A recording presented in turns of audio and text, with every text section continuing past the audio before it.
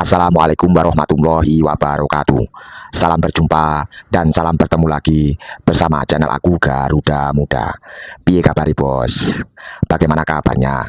Semoga baik-baik saja, sehat-sehat selalu dan dilancarkan rezekinya, plus dipanjangkan umurnya. Amin amin ya robbal alamin. Bos, PSSI sekarang ini mempunyai mimpi yang amat besar bos. Tentunya mimpi itu sesuai keinginan dan cita-cita pemain tim nasional Indonesia, supporter tim nasional Indonesia, dan pecinta persepak bola di Indonesia. Kira-kira mimpi itu apa bos? Mimpi yang amat besar itu adalah tim nasional Indonesia dapat masuk di kompetisi tertinggi sepak bola di jagat raya ini, alias di dunia, yaitu Piala Dunia. Ini bos. Tentunya mimpi yang besar itu membutuhkan pengorbanan yang besar pula, membutuhkan persiapan yang besar pula bos, dan harus melewati rintangan yang amat besar pula bos. Oke bos, kira-kira persiapan apa saja yang harus dilakukan bos? Kita kembali lagi bos. Tim nasional Indonesia saat ini sudah berada di posisi akan melewati rintangan yang besar. Apa itu bos?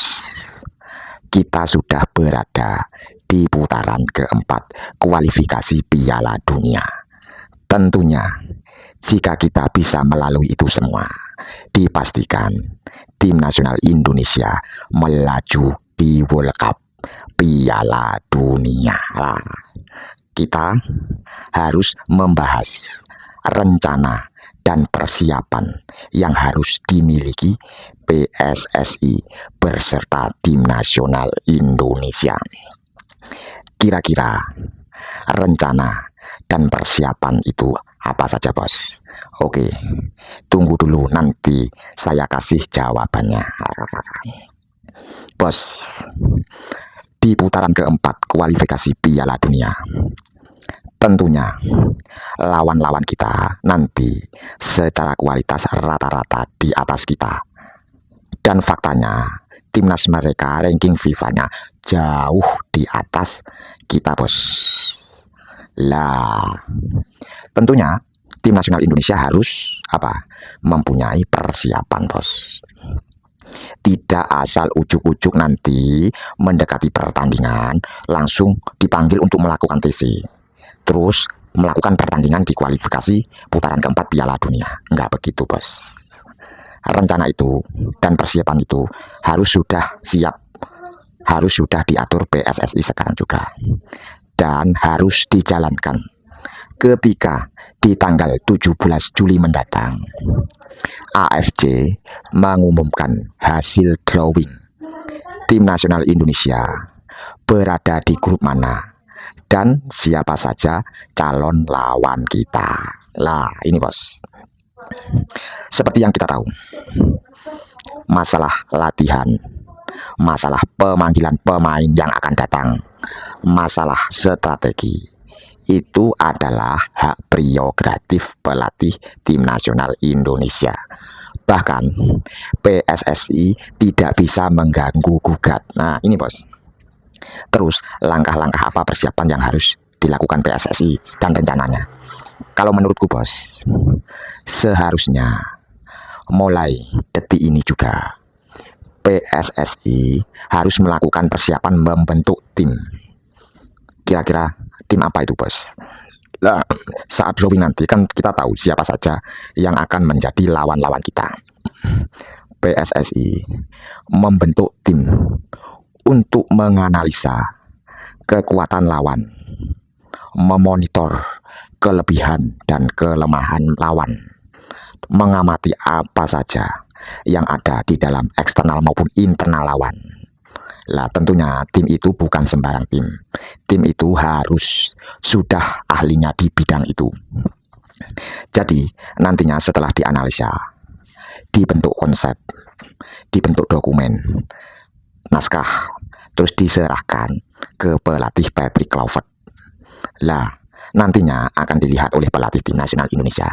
Kira-kira langkah-langkah apa dan strategi-strategi apa dan latihan-latihan cara gimana untuk menghadapi lawan-lawan di putaran keempat kualifikasi Piala Dunia, bos. Bos, begini bos. Kenapa saya bilang begitu, bos? Soalnya ibarat kita mau berperang ya, bos. Kita sudah tahu lawan kita, tetapi kita tidak tahu lawan kita menggunakan senjata apa, kelebihan lawan kita apa, kelemahan lawan kita apa. Misalnya kita membawa pedang, mau melawan, tiba-tiba lawan kita membawa pistol, pasti kita habis, bos. Lah, inilah yang diperlukan pengamat, monitor, penganalisa kekuatan lawan, bos. Nanti kita 80% ibaratnya sudah mengetahui titik-titik kelebihan, kelemahan lawan, bos. Gimana mereka saat bertanding di kandang, gimana mereka saat bertanding di luar kandang. Misalnya rata-rata pemain lawan itu kalau bermain di kandang selalu menginginkan kemenangan. Terus jika bermain di luar kandang, mereka selalu berusaha agar tidak kalah. Lah, itu harus diamati secara detail, dibentuk konsep. Kira-kira apa yang harus dilakukan tim nasional Indonesia, bos? Secara logika, bos. Sebagai contoh yang sangat-sangat sederhana, seperti dokter mau mengobati pasien, tapi si dokter itu tidak mengetahui penyakit apa yang diderita pasien. Itu seperti kan omong kosong, bos. Lah, kalau dokter sudah mengamati dan mendata apa itu penyakit pasien, nantinya dokter sudah tahu resep obat apa yang harus disuntikan kepada pasien. Lah, itu yang aku maksud, bos. Ya, semoga video ini ditonton PSSI dan dibentuklah sebuah tim untuk menganalisa kekuatan lawan. Plus, ini membahas yang lain lagi, bos.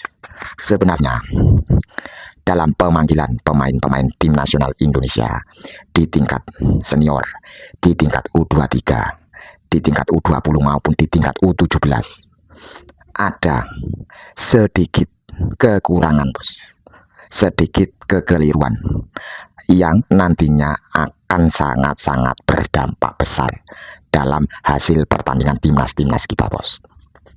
Selama ini yang kita tahu, pelatih-pelatih tim nasional kita mulai dari senior maupun junior sebelum melakukan pemanggilan pemain selalu memantau pemain dari pemain dalam setiap pertandingan, memantau langsung dari pertandingan maupun memantau langsung dari video saja. Mereka menilai, oh ini pemain bagus, dipilih. Lah, langsung dipanggil untuk mengikuti TC berapa hari langsung melakukan pertandingan. Itulah ritme pemanggilan pemain selama ini, bos.